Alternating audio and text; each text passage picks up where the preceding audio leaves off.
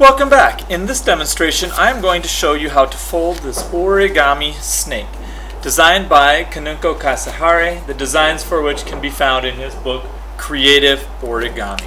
To get started with this model, you're going to need a Origami Square, and if you don't have origami paper, you can use an A4 sheet of paper. So wherever you are in the world, just take an A4 sheet, take the top corner, valley fold it over so that the top edge can be aligned with the side edge here, and once those two edges are perfectly aligned, crease that valley fold along that diagonal. Now take your scissors and trim the bottom edge away so that you have an origami square. Now this origami square will have a valley fold from one corner to the other corner. Then take this bottom edge here, fold it in to the center. This is going to create a kite base. But for this particular model, make sure you leave yourself a nice gap, about 2 millimeters from the center line to the edge of where that flap ends. This is going to come in very handy later when we valley fold the whole model into the snake body. These flaps will overlap many times right here, and you're going to want to leave yourself that room for those papers to flex. Then take this top edge here, fold it in towards the center, again leaving yourself a nice approximately 2 millimeter gap along the center so that the paper will easily fold over on itself later. Okay, once you have that kite base, take the outside edge down here again and valley fold it up towards the center.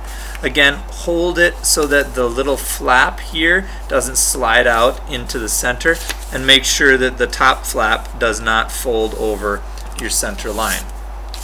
Repeat the same step with the top edge. So take this top edge, fold it in towards the center, holding the little flap of paper so it doesn't slide over the center line, and making sure that as you're folding, you don't take the top flap and fold it over the center line. Give yourself a little gap so that when we fold the next step, we have enough paper and enough room on the center. Okay, now that you're done with that, take this edge here and again valley fold it in towards the center. Okay, make sure not to cross the center line and leave yourself a little gap so that we can fold our model together. Valley fold, crease it, take this top edge and valley fold it again towards the center, making sure not to go over the center line and making sure not to let the little flap underneath slide away over the center line either. Okay, now we folded that 3 times and we have our snake body. If the bottom, the tail here isn't perfect, we can readjust that later. Now before we move on, I want to point something out. If we kind of gently unfold this piece, you'll see the flap on the inside and then the original corner of paper.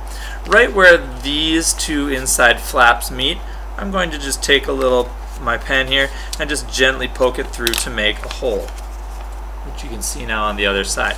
That hole is going to line up for us in just a minute, and I'll tell you about that in a second. So take this top edge now, valley fold it down so that your whole snake body looks like this. Alright, this side is the head and this side the tail. I'm going to flip this over so that I have it match my demonstration model here. Now, this little hole here is going to be right where that crevice is, right where that inside part is. So what you're going to do to create that is you're going to make a valley fold so that it lines right up with that dot. We want this valley fold to be approximately parallel with the front piece here. So what I'm going to do is I'm going to valley fold this upwards like so. Okay, and you want it to be almost like a check mark, but not quite a right angle in here, a little bit more obtuse than a right angle. Now, when I open this valley fold up, I'm going to outside reverse fold that paper like so, and it should line up so that it's right along that little crease and that little corner of paper is right there at the edge. Okay, that's just how we want it. Make sure that crease is nice and strong. Then you're going to take this outside edge and valley fold it down so that it's parallel with the spine of the snake here. Okay, now once you've got that done, inside reverse fold that here, and you'll see that you've got this little triangular shape like that. Okay, now take this outside edge and valley fold it like so, so that it's right along this triangular edge again. Now open that up and valley fold it inside. And now what you're going to do is you're going to take this corner here and you're going to valley fold right along this edge so that it goes down like that. Now you're going to take that little flap and you're going to outside reverse fold it over the top to make that head and like hooded look like that. Okay, now to continue on with the body, we are going to treat this bottom piece here as the bottom of your snake. Then we want this successive zigzags to line up with that bottom so that when you set it down on the table it will stand up by itself.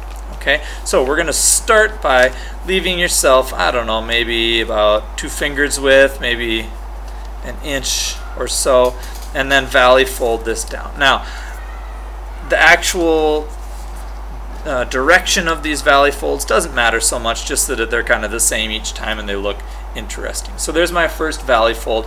Then I'm going to open this flap of paper and inside reverse fold that valley like so. Okay, and this is where you'll see that all these flaps of paper are going to start opening up.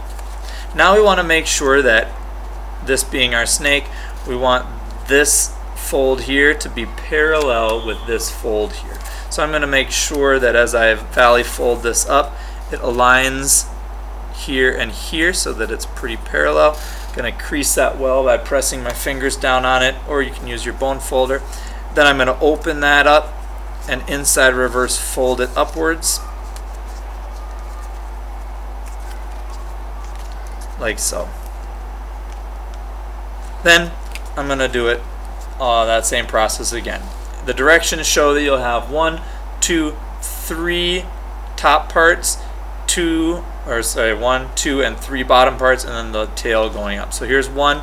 Let's do one more here, and valley folding it down, and inside reverse fold that.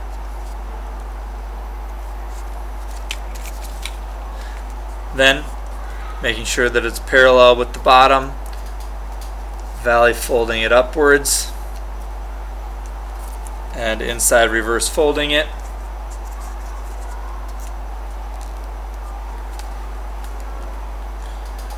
Then valley folding it down one more time, inside reverse folding it. And now we have the 3 bumps at the top, 3 bumps at the bottom, and the last one valley folding so that the tail is pointing upwards.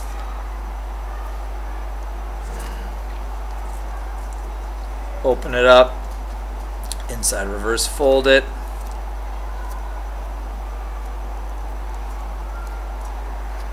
like so. Alright, now this one, the zigzags are a little bit unequal, whereas this one they're a little bit more even and equal, but you get the idea of how that should look, and it doesn't matter, nothing's right or wrong. It's the same, just looks a little different based on your artistic choice and your artistic ability. So there you go, that is how to fold the Origami Snake, designed by Kasahara, the designs for which can be found in his book Creative Origami.